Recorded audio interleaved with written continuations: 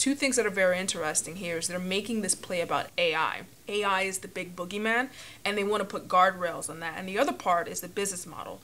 They say we're not getting paid enough, or we're not getting paid the way we used to, and that's not fair. So there's a lot to unpack there. I want to put this in the broader context because there's some strategy that's going on. This is a negotiation, these two big parties, and what is going to happen in the absence of an agreement.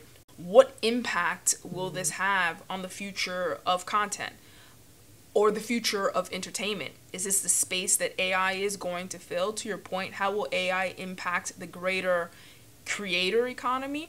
We're in that phase right now. We'll see what that does. In a couple years, we'll be looking back at this and saying, oh my gosh, here was that moment. Like the last time there was a strike and the writers weren't writing, that was the age of reality TV. And now I don't have this number, but the share of reality TV to real scripted content, I wonder what that share is. But we can point back to that time and say that's when that happened. The other interesting thing about this is that one of the biggest exports of American culture is Hollywood. And while we're in the middle of this strike, daily life hasn't changed for majority of people. This would not happen in any other industry. UPS workers go on strike and things are going to shut down. If FedEx employees go on strike, things are going to shut down. If the train employees go on strike, things are going to shut down. And the average person's life would be impacted by that. While we're going to see the impact of this strike play out, it is not clear that the everyday person will be impacted. This almost seems to be a very Hollywood-centric problem that doesn't have as much reverberating impact as, let's say, a UPS strike would have. Well, so what's so funny about that is that, like, we would be remiss because you mentioned UPS. I just wanted to be clear that UPS strike was avoided because we knew that we could not go without UPS, right? Like, I mean, I'm sure like Amazon, like there's a whole bunch of large corporations that were like, y'all need to figure this out because we need to get our packages to people. And I think that's the thing. I think materially, so there's a couple points here that I think is like super significant here. The average person in the United States does not understand how important, entertainment is probably to our economy. Right. When we hear about billion-dollar movies, right, the first thing we think is, well, why? Like, that's a lot of money. Like, that's a tremendous amount of money. And, everyone's getting paid. But we know for a fact they aren't. Someone I was talking to, so obviously part of my background is that, I worked at Netflix.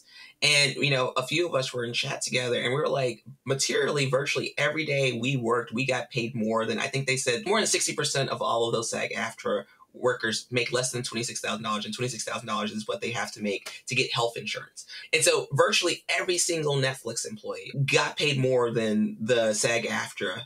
And materially, we are not the same value as those people, because if there's no content on Netflix, there's no Netflix. I was just in the background making sure that our data models and our Netflix game and all that stuff worked really effectively, but I could have just not shown up. And we would have still worked, but it wouldn't have worked if the actors and actresses and producers and writers and directors and special effects people didn't do what they wanted. I think interesting points here. I think as a society, right, like we are coming to this reckoning of what does it look like to do good work. People can do any type of work, but good work is ones that you can do work, you get paid appropriately so that you can move your life or your family's life forward. It's a great example of what this might look like. The second part of this that I think is super significant is the contracts have been bad for a long time. This is one of the things that I think is most interesting because a lot of people don't understand why it's such a big deal now. Leaders across like the Writers Guild, the Directors Guild, Producers Guild, and also the Actors Guild.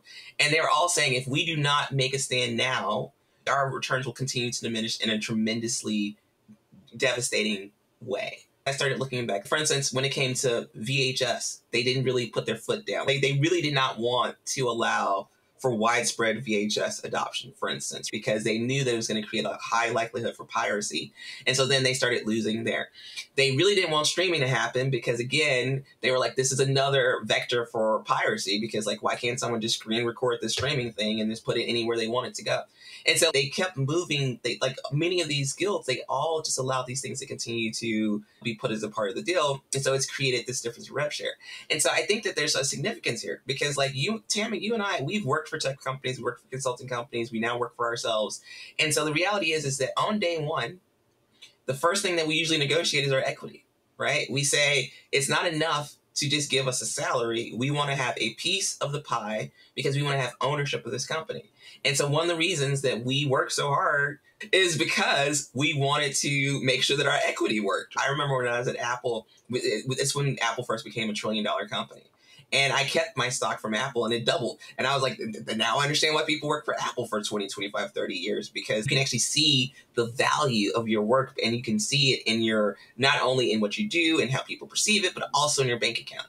And so it's Hold on for a moment. Hold on for a moment, because I don't want to miss your point. I think what you're saying is that SAG-AFTRA and the WGA have repeatedly failed to anticipate the impact of technology, and that they're suffering the consequences. And I think that I buy that point. This seems to be a widespread issue in the entertainment industry, with other examples in the music business. Rather than trying to prevent technological changes, they should be focusing on how they can adapt and remain valuable to their members. And I think the end point of all of this is that ultimately it seems that they need more technologists on their team to stay ahead of the curve. The argument is essentially that Hollywood cannot function without them, being SAG-AFTRA and WGA, the members that they represent. And this is a product market fit question, PMF in a sense. And this is the phase that they are in right now. Hollywood will test that assumption. Are writers and actors truly indispensable to the industry, or are they simply just trying to protect their own interests?